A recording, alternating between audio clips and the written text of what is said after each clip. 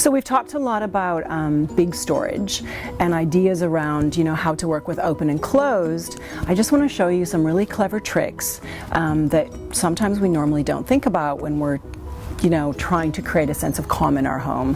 A perfect one, really perfect, is under the bed storage.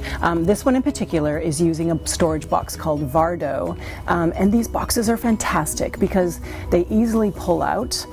This one in particular is really great because it's got this wonderful cover on it, and you literally just snap the cover open and closed depending on what you have inside. It keeps everything that you have in there very protected and dust free for however long you have it inside.